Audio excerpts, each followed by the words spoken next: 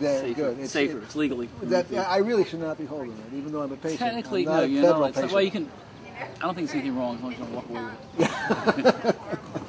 it. Is there marijuana in it? Yeah. Okay, that's great. We just open it up during the show while we're. Okay. Yep. Wow, I've never. That's really. That one's full. You've only taken one joint out of it. Is that three? Took three. Is that one of them right No, there? Oh, no, okay. no. This is good. All right, we'll This talk has about been that. humidified. This has been humidified. See, these have been freeze dried. Uh-huh. So, the government tells you to take the cigarette and steam them to raise the moisture level, Oh. so it's not as harsh. I find the easiest thing is to take 60 of these and open them up and take the marijuana, put them in a baggie with about 8 to 10 pieces of lettuce for 8 to 10 hours. Then the lettuce rehydrates the cannabis. I take the lettuce out and then I roll what I need each day, which is what I'm smoking here and which is right here. Oh, so you re-roll it. I re-roll it, yeah. Yeah. With me is Irv Rosenfeld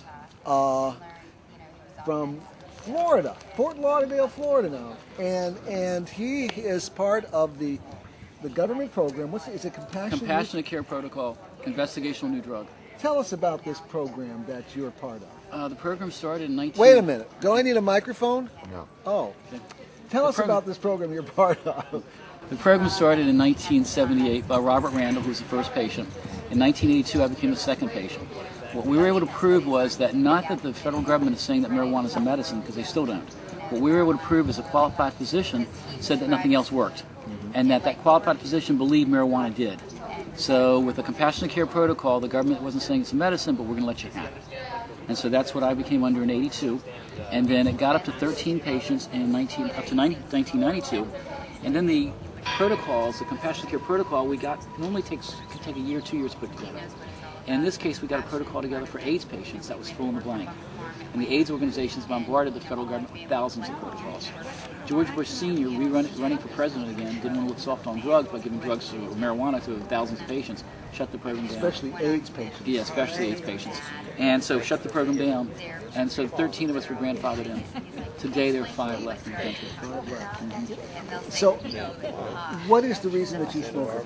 I have bone tumors throughout my body called multiple congenital cartilaginous exostosis and a variant of the syndrome pseudo-hypoparathyroidism, which means bone tumors on the ends of the most long bones of the body that can grow forever, causing, besides pain, muscle tension, problems with tearing muscles or hemorrhaging tearing veins, and also as far as anti-inflammatory, like the sac of fluid, the more that's inflamed, the higher rate of malignancy it would have.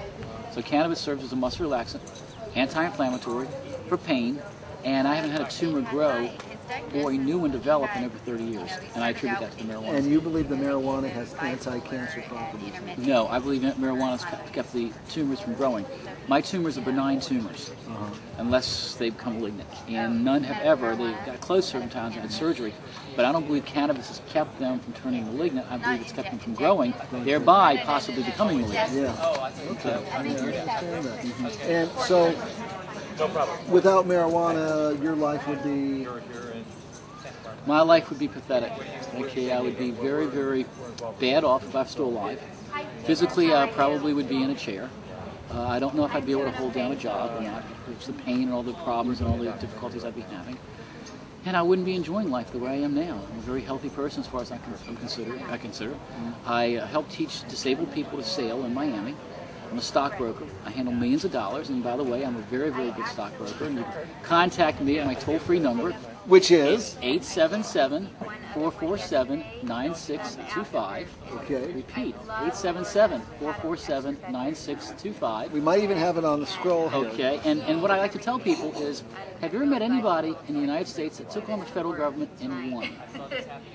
Okay, so I have. I've done that. I've done that. So now, if you want that kind of expertise in a stockbroker, give me a call. That's right. If you can beat the Fed, you can beat anybody.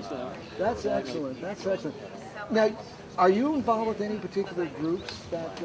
This group right here, Patients Out of Time. I'm a director for the organization, and this organization, again, just cares about furthering the cause of medical cannabis. We try to teach people that this is just a medicine and that it should be allowed to be prescribed by the doctors who go to school to become doctors in this country. Now, you were part of Dr. Ethan Russo's study, weren't you? Yes. On long-term cannabis use. I talk about this study all the time on the show Dr. because it's so amazing study. Tell us a little bit about your involvement in that study. Dr. Russo had 4 of his patients out in Montana. Actually, 3 of us. They went to Iowa for the other patient. She was too sick to go to Montana.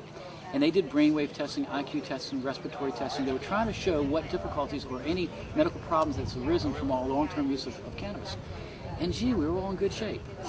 So we were just proving again that, you know, marijuana isn't the evil weed they make it out to be. And with this, he was smoking a lot of marijuana for about 10, 15 years. You've been smoking 300 joints a month. I've been smoking for 38 years, let's see, no, 35 years. Okay, 22 and a half under the federal government. But yeah, 10 to 12 a day. 300 cigarettes about every 25 days, which is 11 ounces. Supplied. This is 11 ounces of pot supplied by the federal government, paid for by your tax money. Thank you very much. You're welcome. I couldn't think of a better use for my tax money than providing you with your medicine. So what does that work out to in weight? I think you once said it works out to, you've smoked how much? Oh, over 220 pounds. Over 220 pounds, and you no worse the wear. Not at all. In fact, I'm much better the wear. Much better the wear. That's the amazing thing about marijuana. This is a living, breathing testimonial to the medicinal and health benefits of marijuana. Irv, thank you very much for joining us here on Marijuana Compassion and Common Sense. Thank you. Thank you for everything you've done and for what you're going to be doing and for being the shining example of the benefits of cannabis. Keep up the good work yourself. Thank you. All right. Take care.